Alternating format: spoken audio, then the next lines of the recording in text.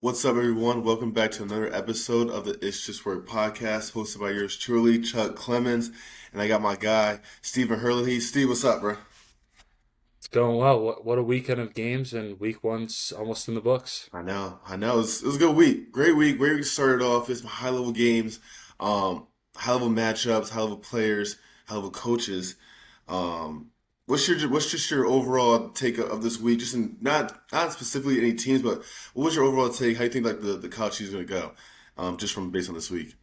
I think obviously the high level teams with the freshmen kind of stand out as the teams with those high level guys are going to have a lot of success. But I think also just across the board, especially the top 25 teams, you could see the transfer portal how they have a lot of talent through there. And it's not like last year where maybe there was three or four teams who were kind of clearly ahead. I think this year it's definitely more wide open. So Yeah. definitely pretty exciting. Yeah, I do think it's both a mixture of just how talented this freshman class is and how much usage and how much give like the coaches are giving them that free will to kind of do what they want. They're talented enough to do it, but also having like you said, the transfer portal, these older players that are proven experience already that can kind of not guide them, but be a good um, piece to the Secondary, exactly, and that kind of just switches it all up for the whole landscape. And I think yeah, it's gonna be a lot of teams that can kind of make these runs, whether it's Final Four championship runs, big conference championship runs. I'm definitely excited. I think it's definitely one of these years that's gonna be you don't know who's gonna win. You know what I'm saying? There's so many just options that this team could win because this team could win because this, and I think that's gonna be great just for college basketball in general. But let's get right into it. We had some good games. We're gonna highlight some great games for this past week. Like I said, high level games, high level matchups. Felt like it was March already. Let's start off with your team, St. John's versus Bama. They played yesterday on Saturday, 12 p.m. at MSG. High pace, high level shot making. Just great game in general. I thought it was probably one of the better games I've seen in a long time. So, what's your take on? Let's go both teams. What's your take on both teams, just the game in general, and how you thought the game went for each team? yeah. First, I'll start off with the team that won, Alabama. So, what immediately stands out when you watch them play is their pace of play. They're up and down. They're trying to get the fastest shot off possible, and Mhm. you know, especially when they have guards like LeBaron Philon, Wright, Sell, Holloway. Those guys were unbelievable. I think they were probably a little undervalued going into the season because those guys against St. John's, it's not like St. John's doesn't have the athletes or players to stay in front of them. They just got in the paint every possession and they got whatever shot they wanted. It was crazy. Yeah, that's crazy. But they're definitely a team that is underrated. And I thought offensively they played their style of basketball, and I thought an underrated thing for them in that game, they got a lot of crucial rebounds, especially offensively or defensively. Where if you can get Bama to miss a shot, one in that game that was like an unbelievable task to just get him to miss a shot, and then Hmm. if you're giving him second and third chances, it was just too much for St. John's. But I was very impressed with Alabama on the road. They looked very like almost in mid-season form and whatnot. And then to speak to St. John's, obviously the front court was pretty dominant. Zuby, Bryce Hopkins, they pretty much got whatever they wanted offensively. And as the game went on, Ozias Sellers, Ian Jackson, they started to get it going offensively. But I think a huge question mark for this team is defensively. I thought their on-ball defense especially was a little weak. Where again they were just getting giving Alabama paint touches, which I guess is not the easiest thing in the world to stop, but they were just getting way too many paint touches and even defensive rebounding. They weren't really hitting guys. They were just trying to jump and go get it. And Hmm. defensively, I thought it was a little weak. Where I think hopefully as the season goes on, they could progress in that side of the ball. But I wouldn't say it's a disappointing loss for St. John's. I think there's definitely areas to improve, but Alabama's really good. Their Yeah. guards are really good. They're definitely a team who I think they're someone I saw in the game. They're picked fourth to finish in Yeah. the Yeah. SEC. That's Yeah, yeah. that is going to be too low, but Yeah. they're going to be really good. They're going to be No. really good. So yeah. Yeah. It's interesting to see also like St. John's team come at least from last year since Patino's been there. You don't really question like how hard they're gonna go in terms of like just rebound the ball defensively. So it was a little bit not concerning, but just a little bit different that they didn't really come out with that kind of grit and passion that they usually play with. But I thought they looked solid. I think it's for the first game, the whole new team basically. Um, I think Zuby Ejiofor, Bryce Hopkins did really well, like starting the game off. Just they were really the only two guys really scoring. They were kind of getting to their spots, whether it was in the mid post, low post, getting to the rim and stuff like that. And then second half was more of the guards that were doing really well. Ian Jackson, Osiah Sellers.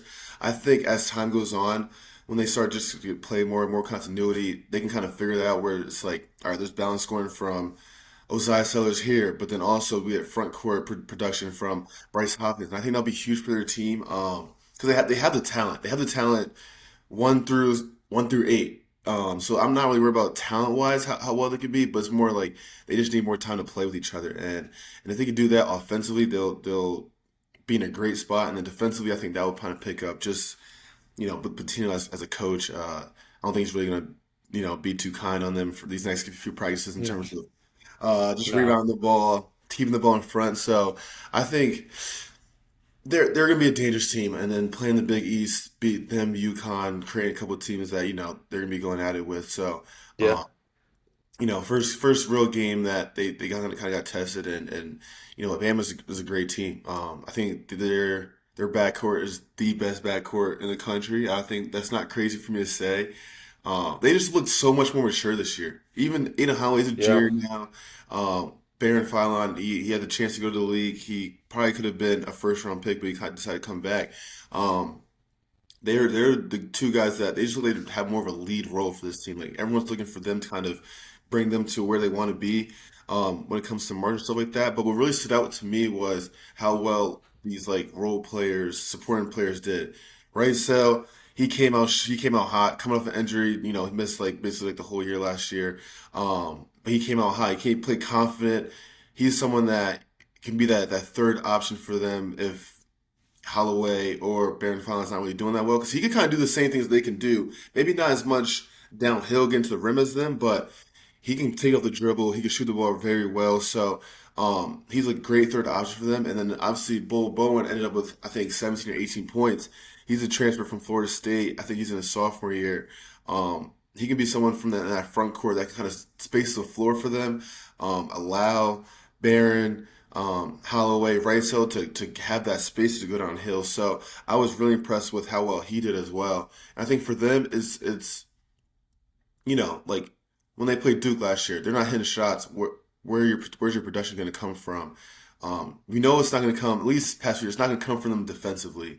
Right. So I think it may have to come from obviously you want to score, you want to outscore every other team. So if these two guys, Barron and Aiden Holland, aren't going to produce sometimes, where is the other scoring going to come from? So I think that was a good sign for them in terms of they have some other options that can kind of take the load off of these two main guys sometimes. So yeah, that was just a high level game, high pace. They both were just trying to score the ball, which I thought is great. But obviously you do need that defense sometimes to kind of bunker down when it comes to February, March. So. And I think sometimes when you play in these higher paced games, obviously the final score is going to be higher. So let's say St. John's gave up 80 points. Well, that's probably a pretty good defensive day against Bama Mhm. versus 103 is like Yeah. inexcusable, right? Yeah, that's That's, just a yeah. little bit too much. Yeah. But I'm interested to see with Bama. I'm not really sold in their front court. Their Hmm. bench, especially in their front court, was a little weak in my opinion. Hmm. Where I think it'll be interesting. The SEC, obviously, there's a lot of good teams with front courts. Be interesting to see how that lasts a whole season. But Hmm. I think their starting five is solid. It'll just be interesting. Okay, when Cheryl gets in foul trouble, what does that look like? Right. But there we'll see. Yeah, I think that's probably like their only like The downside you real could say concern, yeah, concern.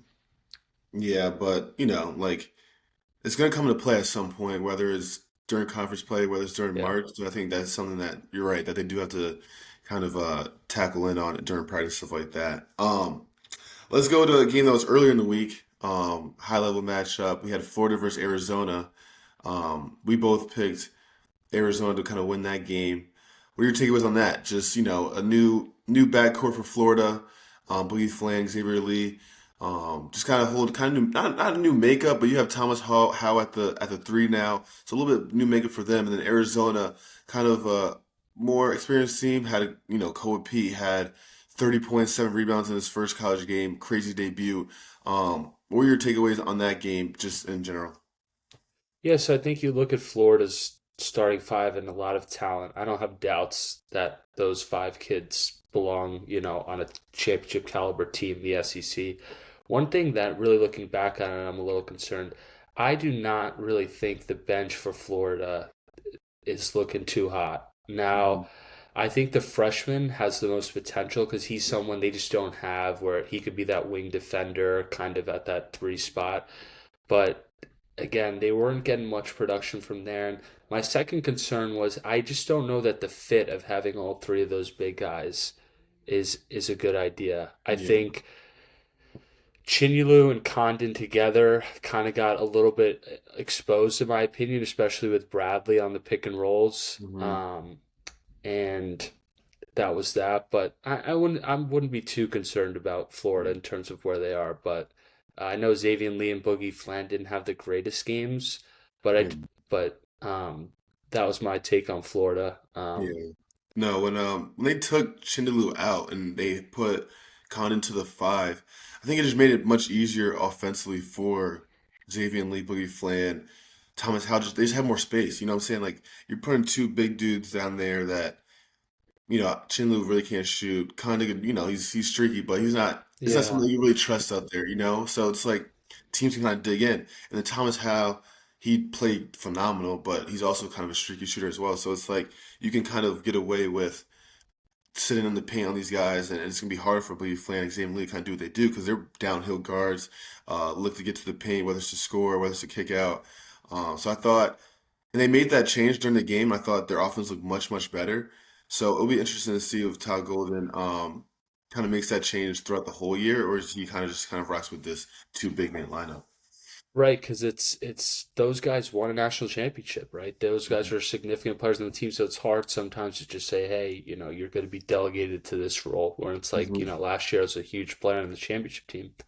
But I think my overall biggest concern with them, I thought defensively, Arizona definitely some talented guards. I don't think they're, Alabama level, but it Mhm. was pretty easy for them. Koa Pete getting in the lane, Mhm. making a play, and that's concerning because also Arizona, one of their better offensive players, hopefully this year, Braden Burries, he wasn't really that, Yeah. effective. Right. So that would be interesting because I think I always look at it in terms of if you want to go to a Final Four, you have to at least on both sides of the floor be good. You can't have a very good, like St. John's, for example, last year, very good defense, below average bad offense. It just catches up at some point. So Mhm. I think Florida could have a very good offense, but right now I think their defense is a little below average. So we'll Yeah. see. Yeah. You have Jaden Bradley kind of just picking them apart and his pick and rolls like every single time down. Late in the second half. For Arizona, I thought they impressed me. Kobe Pete, he impressed me. He looks Oh yeah. like one of the best players in the country, which he is. But I didn't think it would be this early versus the defending champs. 30 points, 7 rebounds. He just looks like a grown man against these guys, but he also has that finesse and these big men for Florida just couldn't really.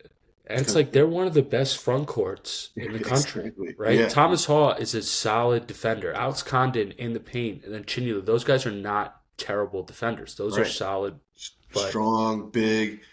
But I think he has that game where it's kind of like Cam Boozer we were talking about and Paolo, where it's both power and finesse. He's catching the ball on a short roll, taking his time. He looks super comfortable in those tight areas, and you just don't see that from someone that's like 18, 19 years old as a freshman. And he was either getting the ball ripping, one dribble, laying somebody, using his body, laying somebody, or getting into a little bump fade, spin move, whatever it was. But he really impressed me. I think he's just another player that's going to be added to this freshman class of whether it's the number one pick, whether it's freshman player of the year. Um, but yeah, he was super impressive. he created so much space in a tight area with his just like his bumps and everything. It was very impressive. Like he was Yeah. able to get his shot off consistently. Hmm. Obviously, Jaden Bradley was someone going into the year. I think most people thought, okay, maybe he's a solid point guard, but he was. I mean, he was great, knocking Yeah. down shots, Yeah. making tough buckets. He, in a game where the other team is Boogie Fland and Xavier Lee, he's clearly the best guard in Hmm. that game. So, Hmm. props to him. He was definitely Yeah. solid. I'm interested to see with Arizona. They have a lot of talent, but I'm interested to see with those big guys they play that drop coverage, and I did think early in the game Florida kind of got whatever they wanted, Hmm. and I'm interested to see over the season how that works out for them because traditionally Tommy Lloyd's had great offensive teams, and the defense has been again like I'd say good, not great, but I'm interested to see how that works because again Toby Awaka is a little undersized. Yeah. Krivas you can't really play 30 minutes. Hmm. So I'm interested to see, but they have a lot of talent. Again, that was a Yeah. team you and I were pretty high on, and I think, Hmm. so far looking pretty Yeah, promising. they proved us right. They proved us right. All right, let's go to Kansas UNC. I know you had a lot of takeaways on this game. Caleb Wilson, freshman from UNC, he kind of made that statement after the game, like, yeah, like you guys are talking about Darren Peterson, AJ DeMance, all these guys, but I'm one of the best freshmen too, and he's been super just consistent. Absolutely. These exhibition games and these first couple of games where he's like scoring 20 points, getting 7 to 10 rebounds. He's someone that I knew he was good coming out of high school, but he's been super impressive. And he's kind of looking like he's gonna be their main player for this team and kind of lead them throughout the year. So, what are your takeaways on UNC and Kansas and Darren Peterson? Yeah, so I could speak about Caleb Wilson first. So most guys, you look at, okay, can they score the ball? Like if they're a highly touted freshman, he immediately blew me away with rebounding and defense, which is Hmm. hard to do, especially against a team like Kansas. I think there was a few plays where they were pressing, and you could see he's on the ball, he's pressuring, and he's making a huge difference. It's like, wow, this kid, he's not just about scoring, he's about defense and rebounding. But he had a great game. Their center for UNC, very underrated. Hmm. Vesar, he was Hmm. very solid. I thought their front court was very like clearly, and again, Kansas has some solid players in their front court, but Right. they clearly controlled the game. They just the energy, the defense, it was just all there. Yeah. So UNC definitely better than what I thought. Be interesting to see again another underrated guy who had a great defensive game on the ball against Peterson was Seth Trimble. Yeah. He's making it really hard for him. Peterson had a few, he's going to get his buckets and whatnot, but he didn't have many open looks and whatnot, Hmm. especially in the second half. But Hmm. no, UNC, the pieces definitely fit better this year together. So I know that was an emphasis in the offseason, but their team, yeah, I'm definitely interested to see. They're definitely probably top 4 or 5 team in the ACC. Yeah. I think a huge thing for them is just going to be what do they get out of that bench. Hmm. Yeah. I think. So Yeah, I think like I said, I think front court is really good right now. The back court with Seth Trimble and the transfer point guard, I'm blanking on his name right now, but I think it's Kyan Evans. yeah, exactly. Yeah. Yep, yep, yep. They'll be interesting to see because it's kind of like what else about with St. John's. Not really with St. John's. St. John's has some their players are better overall, but it's like what you're gonna get from your front court. It's like what's this back court gonna provide Right. offensively? Obviously, Seth Trimble's a great defender, and he's kind of had some big games in his career where he can pop off for 20 plus points.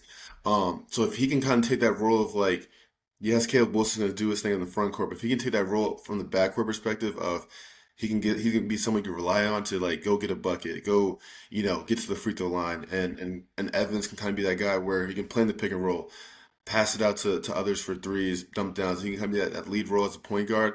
I think they'll be a kind of a dangerous team 'cause I like their makeup. They're less of like for these past years, it's kind of been whether it was RJ Davis, Caleb Love, where it's like, all right, these guys are good on the ball, Ball 20. dominant.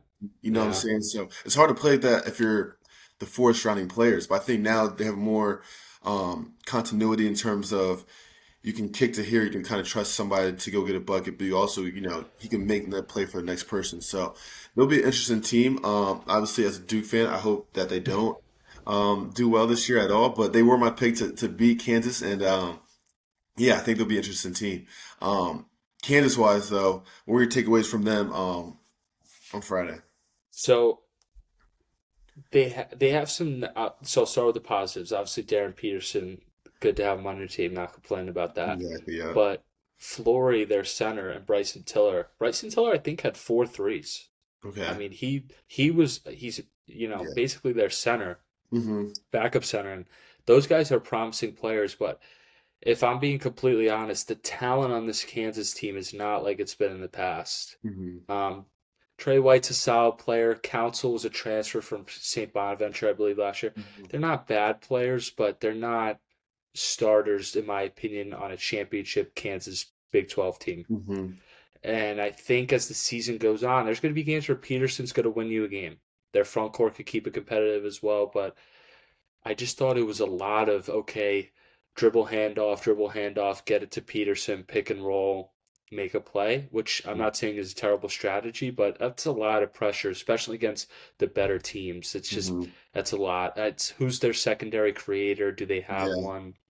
yeah, Um, Defensively, I kind of thought, you know, they have. I think defensively they will be a strong team, but because they have the athletes on that side. But I just think offensively, like I was pretty shocked, and I just thought the talent wasn't there. I yeah, thought they would have a little better play from the guys around yeah. Peterson. Yeah, I think Bill Self's he's kind of been saying this throughout the whole offseason, like kind of what you said that they don't really have talents around Peterson that much that he's kind of used to having stuff like that. So I guess he's putting a lot on Peterson, which as a freshman he's talented enough, he's good enough, but I think that's hard to sustain throughout the whole year because you're gonna have teams that are gonna scout for it, kind of load up, make other players beat them rather than Peterson, make Peterson more of a passer.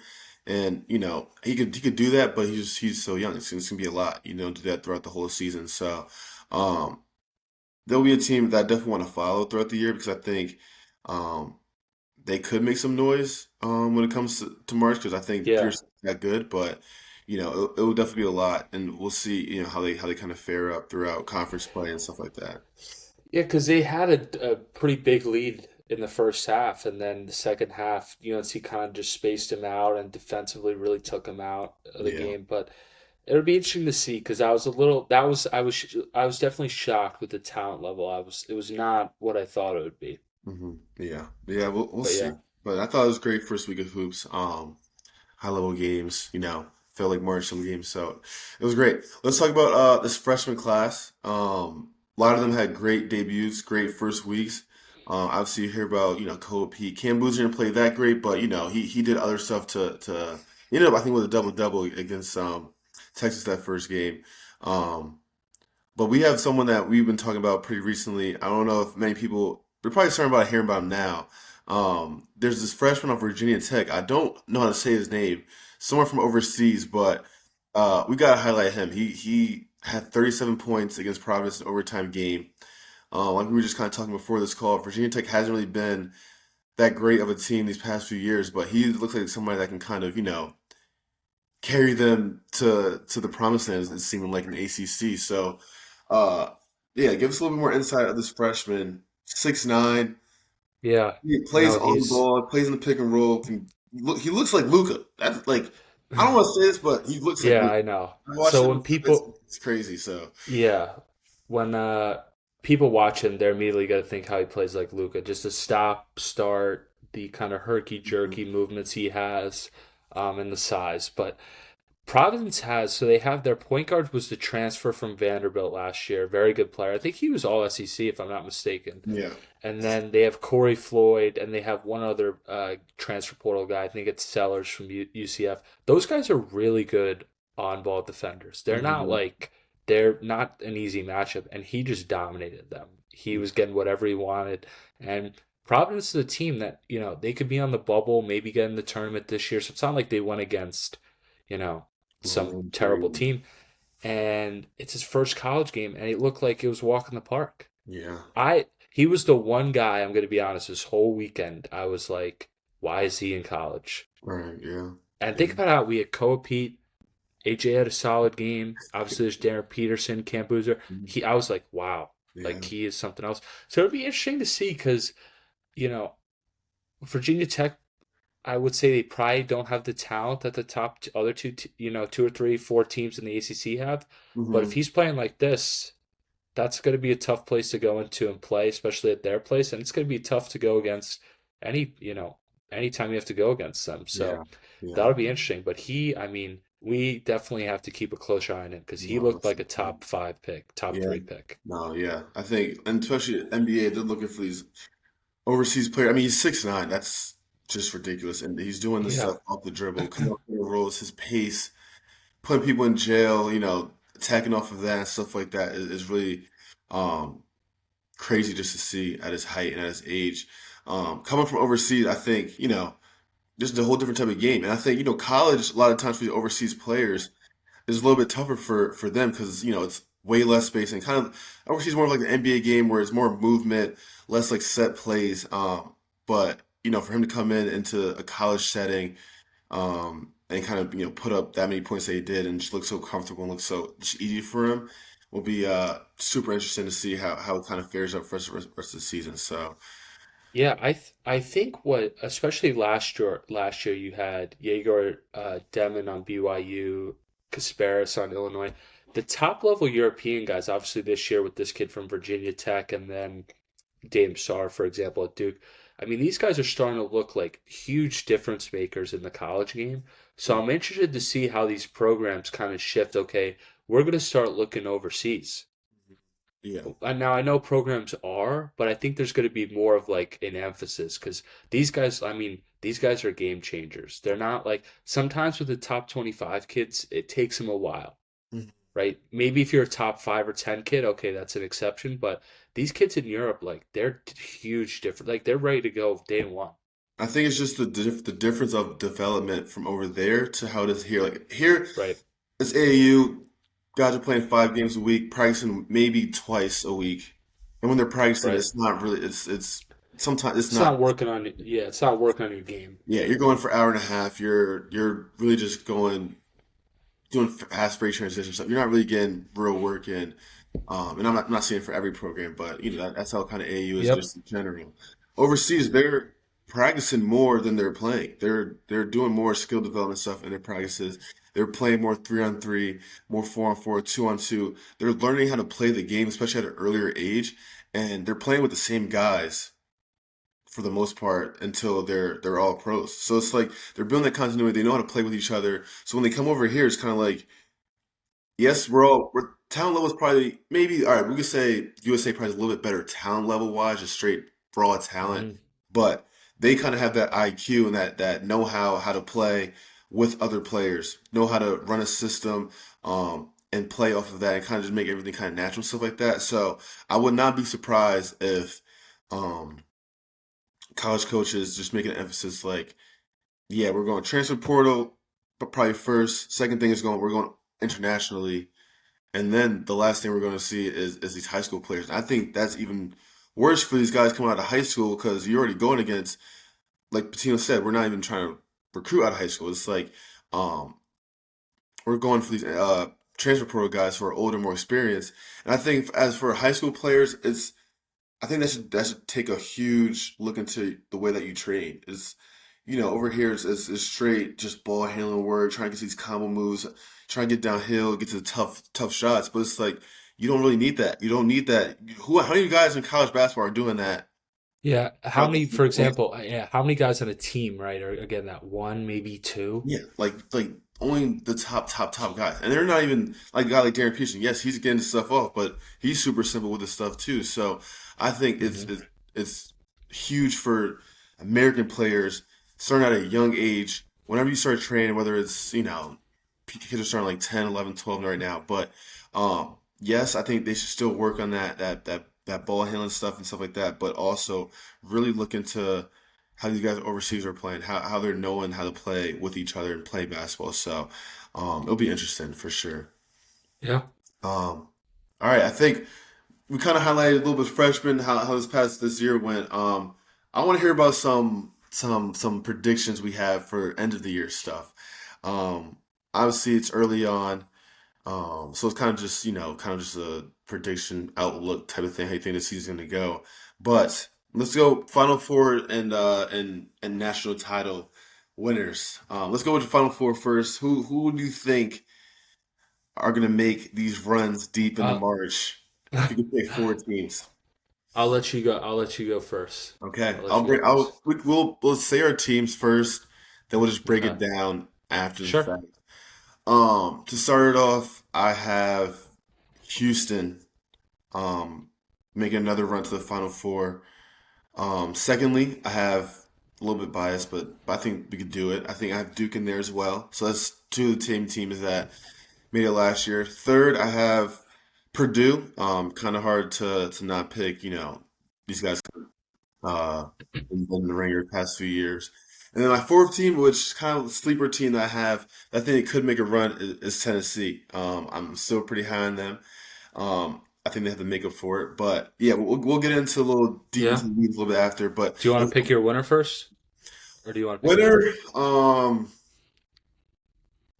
I'll probably ranking wise, I'll probably say Purdue one, Houston two, Okay. Duke three, and then Tennessee last. But early on, I think these are kind of easier picks, but I think just based on what I've seen so far and kind of the outlook on the team, these are the team I'm rocking with. Yeah. So one team I agree with you on is actually Duke. Very impressed with them. Hmm. St. John's, Hmm. Illinois, Hmm. and then a toss up here. I'll go Arizona. Okay. Okay. All right. Now rank all four of them from you think most to least who could win this national title. It's hard. It's hard. It's so early on. I'm gonna go Duke, Mm.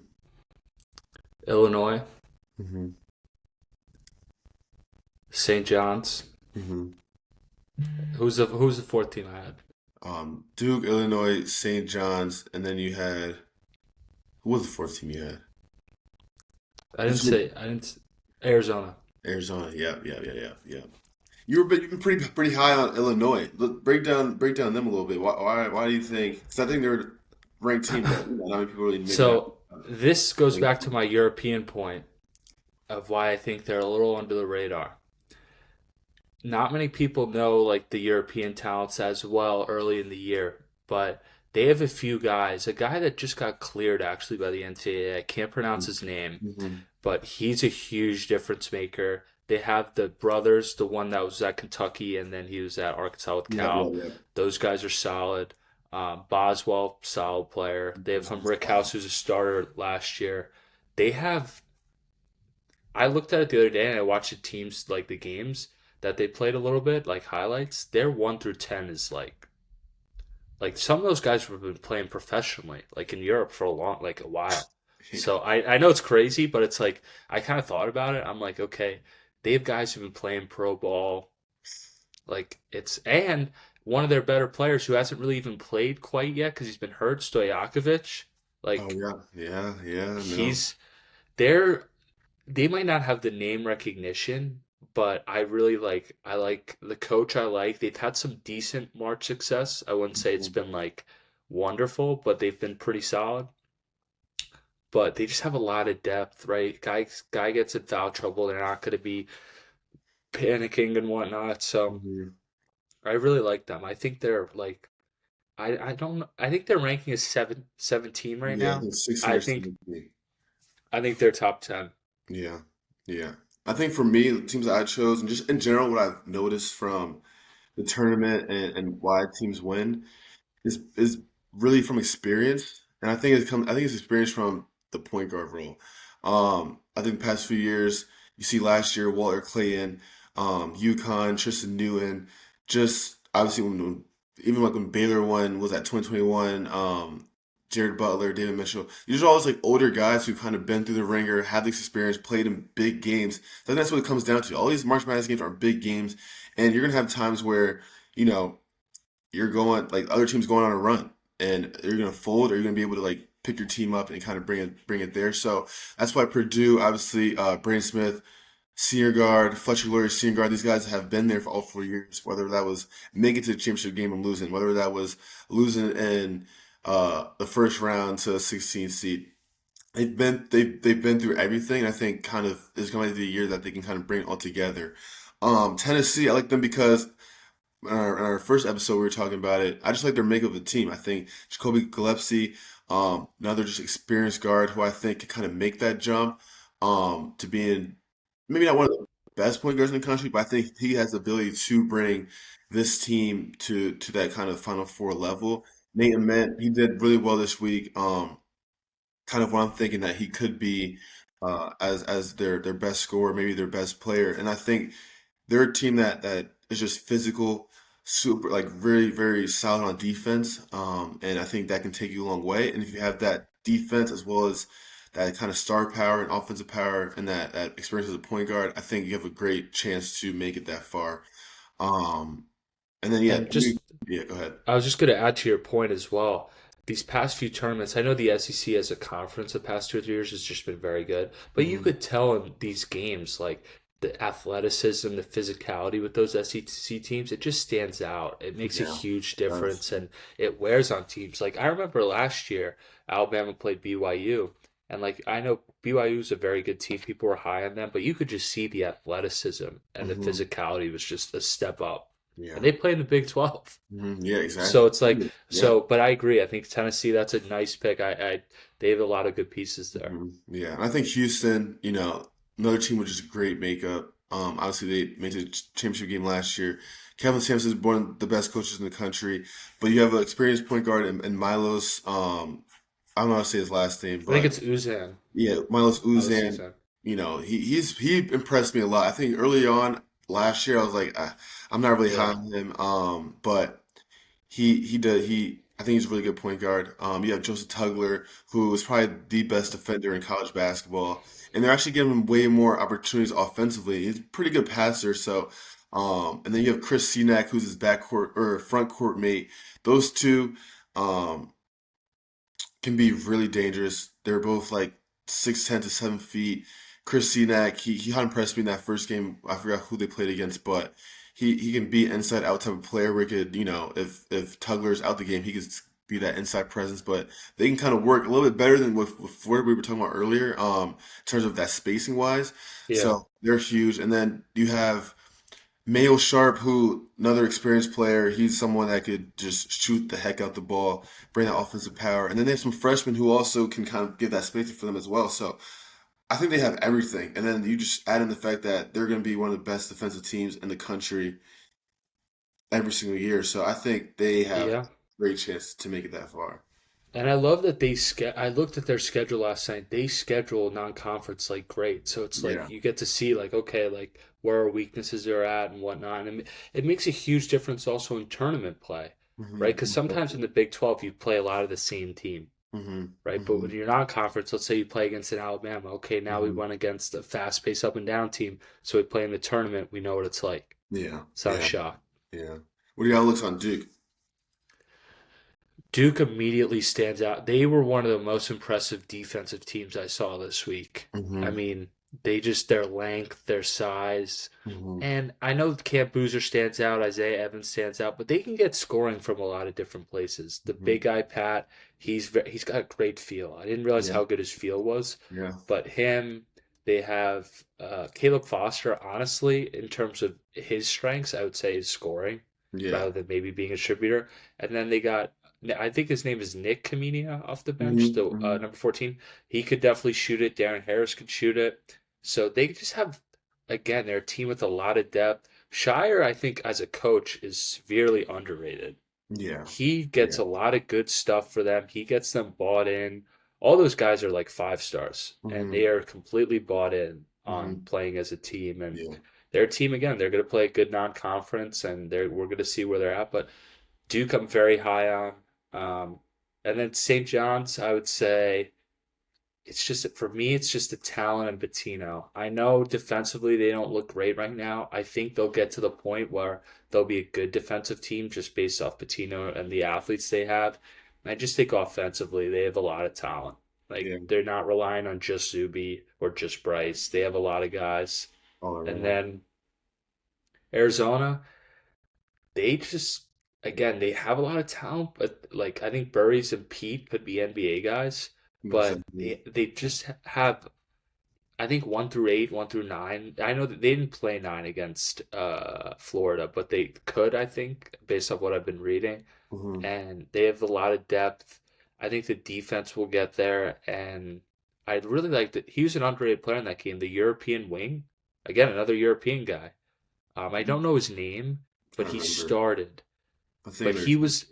he was a guy that was just he was cutting, he was making big shots. It was like wow, like where Yeah. and he played for they said he played for FC Bayern Munich, and that's a pretty big club in Germany. So, again, like It's these international. international guys, They, they, yeah. they're, they're gonna But take over. They're taking over college basketball. Man. I mean, it's great. It's yeah, great, but I I love the passion they play with. yeah, After a yeah, three, they're just going crazy. exactly. But I'll say my winner if you don't if you and then we Oh could go to yeah, yours. yeah. I think Illinois is going to be the ones that are bringing it home this year. I'm going to go. It's out on. Not So crazy. I That's get not it. crazy. Especially after what you It's just. out. It's out on a limb, but they have a game we'll talk about later. Huge game coming up, Yeah, non-conference this week. yeah, yeah. But their team. I look at them. I'm like, okay, they have pros on the team, Hmm. good coach, and they just have a lot of depth. Yeah, yeah, yeah. But Yeah. For me, it's more experience. I think I could probably just Purdue or Houston right now, but it will be definitely interesting to see as you I know. think for I think for us, we'll give us a little grace. Before the tournament starts, we'll come back and we'll Yeah, revisit our yeah, Final yeah, Four. yeah, yeah. Most definitely. Let's go on. Let's talk about. We'll do it quickly. Who you think will be the national player of the year this year? A lot of Ooh, options. A lot of options. A lot of options. great question. So obviously, I think it's down in my opinion. I think it's either Braden Smith or Darren Peterson, Okay. and I think honestly, usually they try to give it to a team that's you got to be a top two or three seed in my opinion. So I'll go with Braden Smith. I just think he's going to be a guy where there'll be a top two or three seed, and he's just gonna he. I don't know how close he is, but I think he's pretty close to the all-time assist record. Yeah, I think it's like 200 more. 200 Yeah, more. so again, if he gets that, even better. I think Yeah, that'll strongly make his case. yeah, I'm yeah. trying to think of maybe like an underrated guy, but I'll let you go first if Yeah. I. When I was thinking about it, I think it really came down to Braden Smith. I think Darren Peterson's in there. I think you could put AJ in there. I think Yaxel could be like a dark horse sleeper. For me, I think it comes down to high usage. They all have high usage because you gotta Absolutely, have the yeah. ball, obviously. I think for me, I'm gonna go with JT Toppin from Ooh, Texas Tech. Like you said, they're probably gonna go to the top three seed. Texas Tech, yep, I mean, as it's going right now, they probably should be definitely up there, top 10 team right yep. now. But I think another experienced player. I think he's a senior right now. Yeah, yep. I Um, think. but I think he's another high usage player where he's gonna get the ball a lot. Obviously, just a great team in general. Um, they have the point guard. Was it Christian Adams? Christian Anderson. Christian Anderson, sorry. Yeah, yep, no But they're worries. gonna be a great one-two punch. I think they'll work very well together. And whether it's a pick and roll in transition, he's gonna get a lot of touches. And obviously, these are great rebounders. So his stats are gonna be really, really inflated and really good. So um, I think Brandon Smith's obviously a great option. I think it'll come down to those two. Um, I have a sleeper that I just I don't know how this one went over Sleeper. my head. Okay. LeBaron Philon has got to be in that Okay. conversation Yeah. because he is just going to have the ball in his hands. Yeah. Most games are going to be up and down. I, Yeah. I'm honestly, I get a lot of people are going to pick Braden Smith. I'm going to go on a limb. I'll say LeBaron Philon. Very violent. That'd be crazy. Sophomore year. Um, Yeah, I mean, this is all gonna come to high usage. How much you have the ball in your hand? Like you said, they're gonna be up and down, so he's gonna have the ball like in his hand a Because, lot. for example, like Cam Boozer, we think he's a phenomenal player, but is he going to have the same usage as Yeah, Darren he's just not. Peterson? Yeah, he's just Probably not. not. Yeah. He's just not. Yep. Um, yeah, yeah. So I mean, I love those that all pick, those though. guys, JT Toppin, yeah. So, Yeah, I I love. mean, yeah, they're all talented. They're all gonna have the ball a lot in their hands. But we'll see. We'll see. Mhm. I think if I could pick anybody, honestly, I think it will go down to Brandon Smith. I think just because how much hype he has coming to the year, everyone thinks he's gonna win. So he's gonna probably gonna break that record. Purdue's probably gonna be a top 10 team throughout the whole season, and be really good. So I think not the easy pick, but I think if I'm a betting man, I'm probably gonna go with Brandon Smith. But I think these other guys can kind of make some noise as well. So. Yeah, I was like, you know what? Let me live it up. We're Yeah. not gonna pick the easy way Yeah, out, but yeah, yeah, yeah. Let's go to probably gonna be the hardest thing for these committees to pick. The freshman of the year. We kind of highlighted some freshmen throughout this whole episode, whether it's the guy from Virginia Tech, AJ DeBances, obviously Darren Peterson, those have been the two guys. But then you have other guys, Caleb Wilson, we talked about earlier, Michael Brown, Cam Boozer, Cole Pete, who are guys that are working their way up to being this top pick. So it's gonna be super hard, super hard. I don't know. I don't know. Do you have any ideas who you think will win? So I think it's for me, it's down to Darren Peterson, and it's honestly down from the guy. I don't know if he's technically a freshman, but the guy from Virginia Tech. Okay. Well, I what I don't. mean technically, because I know on their roster it says they're freshmen. Okay, because sometimes, like, let's say a player's, I guess it doesn't matter, but if a player's like 21 or 22, they might Hmm. only give him 2 years of eligibility or Right, whatever right. for whatever Yes. reason. Yeah. Okay. Okay. But those two guys, I think, in the freshman class, AJ will be up there too, but Yeah. I think those two will have the highest usage rate. I'll probably go with Darren Pete. I'll probably go with Darren Peterson because I just think his team will be a little better. But that kid from Virginia Tech, I mean, he's unbelievable. Yeah. Yeah. Yeah. No, that's. I think yeah. Darren Pearson is probably. I'd probably go with him as well. I just think he'll be a little bit more consistent throughout the year. Obviously, what I've seen from this guy from Virginia Tech, if he's consistent like that, doing what he's doing, I think he's a great pick as well. But we've seen so far throughout these exhibitions, throughout these first few games, Darren Peterson is going to get 20 plus points. Probably he could Most average, nights. he could average like damn near 20 points. So I think it's gonna come down to consistency between these freshmen, and I think it's gonna come down to AJ, Darren Peterson, and this guy from Virginia Tech. Just because, like as we said, they're gonna be the main guys on their team, so it's gonna come down to usage rate. Cam Boozer, Cole Pete, they have other players around them that are gonna get theirs off. So there might be some games where they might score 8 points and it might bring their stats down a little bit, but I think their impact are going to be. I think all their impacts are up here. So, um, Absolutely. another thing I think is going to come down to usage rate. Um, but yeah, this freshman class, like we're just finding new and new, and there's some players that We um haven't even mentioned. I mentioned that are under the radar, but are like Kai Anthony's he's doing very well as a freshman. There's a freshman from Yeah, Michigan State who did very well yesterday. I was really impressed with. So like this class is the Arkansas duo of Malik Thomas, Darius Acuff, very good. absolutely. Just I don't know what it is. This class is all around. I think it's gonna build probably one of the better draft classes we've had in a minute Absolutely. in terms of top to bottom. I feel like so. Um, Hmm. yeah, I think it's gonna be huge. Let's talk about college basketball. Some new rules, kind of making it seem like it's more of a pro level, NBA level type of game now, which is what's kind of going to. So we have the continuation foul rule, which has always been just an NBA rule, where um, I don't think it's the exact same thing as the NBA, if you have a little more insight, but I think it's more just like if you're going into your shot or you're taking maybe one more step after your It layup or is. whatever, Yeah. it's a foul now. NBA is a little Yep. bit different, I think they just give them more time to get to that foul Yeah. It's NBA. um, It's more. Yeah. Earlier that earlier. you could. Yeah. And then they also add the coaches challenge where, you could challenge an out of bounds call, you challenge a restricted area foul call. Goaltending. In terms of like how much time is Yeah. left. I saw that on a game this weekend, but Yep. what are your thoughts on these changes in college basketball, and do you think it's good for college basketball? Do you think it's something that is going, a little bit too much like the pros? Just what are your overall takes on it? Yeah, so I go over the two rules and then what I think if it's good or not for college basketball. So obviously first the I'll talk about the coaches challenge.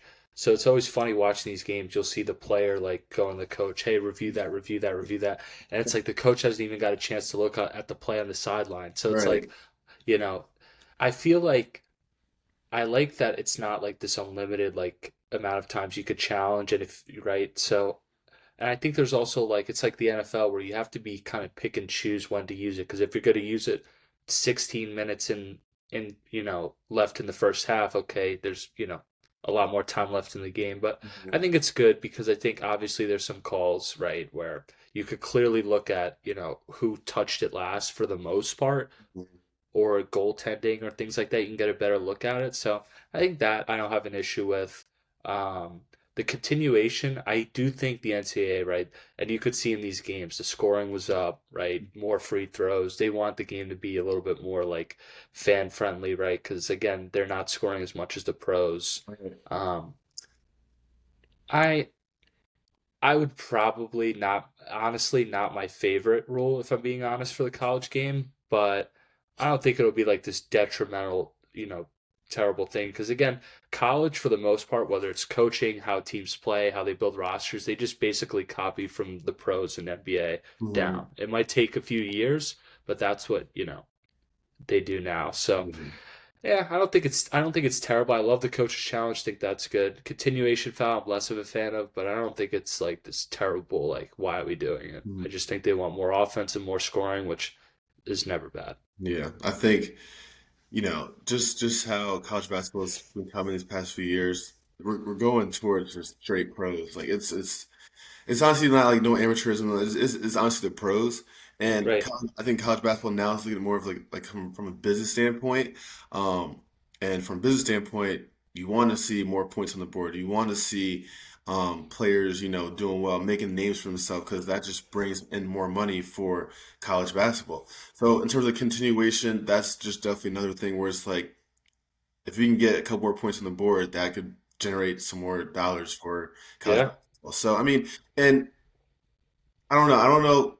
I'm more on the side of more of the amateurism when it comes to college basketball, but that's not the way it's going. So I think it probably, in terms of what they're looking for, I think it's a good thing for them, just to generate more points. As for the coaches challenge, yeah, I think it's also another good thing because you want to get calls right, and Right. I think another thing people don't really realize is that refs are also human, so they make mistakes too. But at the end of the day, basketball is an imperfect game, so you can't get everything right. So I think it's great that they don't give them unlimited amount of coaches challenge if you get it right. So I think that's a good cap right there.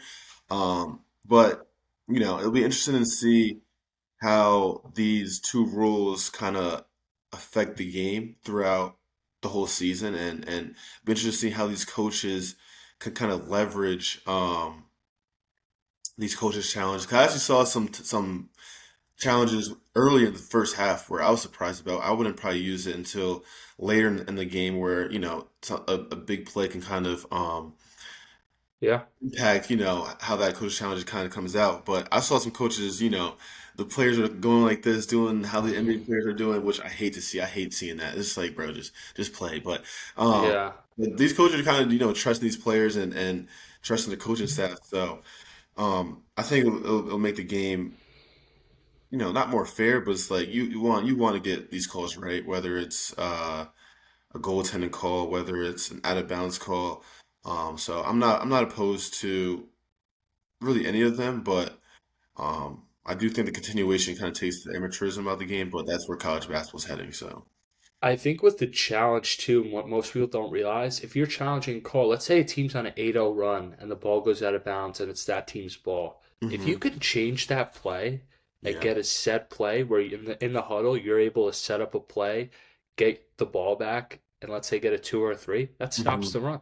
yeah, And college basketball is all about momentum. How many hmm 10-0 runs win a game? How many 15-0 runs? Like, It does. Alabama, Alabama, yeah, So yeah, so exactly. I would have given for one St. John's, yeah, one yeah, St. John's challenge that they could have used and stopped a run. But yeah, yeah. no, I agree. No, That's an that's a underrated great thing point. about it. Yeah, that's a great point because they gotta rest to go over there. It's like another timeout basically.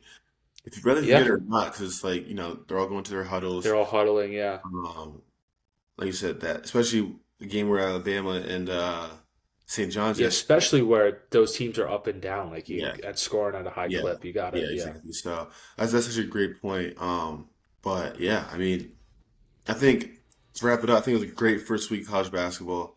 Definitely great, ready to get the season started. It was great, what's the word I'm looking for? Way to set the season up. I think it's a great outlook how the season's going to be. A lot of high level teams, high level players, high level games. So man, I'm excited. I'm excited to see a lot of good this, games this week as well. So we'll highlight that yeah, in another series. But um, yeah, I'm super content, happy how the way the week went. Duke went 2-0, so I can be you more can't happy. complain. Saying Yeah, so. Yeah, this is great first week. Before we go, is there any underrated maybe team that we haven't spoke about that maybe you're looking forward to watching more of? Mm. Um, so I didn't really get to watch UConn this week, but Hmm. they kind of dominated, and we were talking about, Oh my God, maybe I a thought this team. score was a typo. Exactly. I know it's like Yeah, 25 and a half, but I saw it yeah, was like 42-3 at one point. Obviously, we talked about how they didn't have Braylon Mullins, playing right now, but they didn't have two high level games, but they'll be playing some high level games this week, so it'll be interesting to see. I definitely want to watch them play. If they can kind of bring that offensive power, and kind of pick it up on defensive end, they could be a team that can make a yeah. huge run. I So don't definitely disagree. that's what I wanted to definitely want to watch this week. How about you? Yeah, I would say a team that I've kind of spoken before about, but I would say San Diego State. They didn't have their top two players, and I know they didn't play exactly a powerhouse their first game, but they kind of blew them out, and I'm interested to see how they look because again, they're a team I think definitely a top 25 team in the country, Mhm. and right now they're not, but we'll see how that goes. Yeah, yeah, no, it's a lot of great teams this year. I'm super excited. But Yeah, all right, Steve, this is a great episode. Make sure you guys like, comment, subscribe, do all of that. We appreciate the support so far on the YouTube side of things. Obviously, we're just getting started out, but we'd love to hear you guys' insights. Whether you guys are rocking with the stuff that we're saying, whether it's not, we're open to constructive criticism, all that stuff. But we appreciate you guys, and yeah, make sure you guys just keep tuning in, man.